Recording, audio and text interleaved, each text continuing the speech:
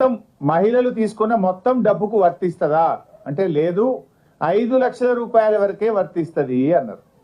అంటే ఈ ప్రభుత్వం ఈ సంవత్సరం 20,000 కోట్ల రూపాయల వడ్డీ లేని రుణం ఇచ్చారు. ప్రతి గ్రూప్ ఎంత తీసుకున్నది? 20 లక్షలు, 30 లక్షలు. ఇప్పుడు బస్సు తీసుకుంటే ఎంత? 50 లక్షలు. ఎలక్ట్రిసిటీ పెడితే ఎంత? 1 కోటి రూపాయలు. అట్లా ఏ గ్రూప్ అయినా 20 లక్షలు, 30 లక్షలు ఇచ్చిండ్రు లోన్. మరి వడ్డీ లేని రుణం ఎంత వస్తుంది? 20 లక్షలు తీసుకుంటే 5 లక్షలకే వడ్డీ లేని రుణం. మిగతా 15 లక్షలకు 12.5% కాడికి బ్యాంకులకు మహిళలే వడ్డీ కట్టుకుంటున్నారు. అంటే ఆ మిగతా 15 లక్షలకు నెలకు 15,000 రూపాయల వడ్డీ అవుతుంది. కానీ బడ్జెట్లో ఏం చెప్తుండ్రు?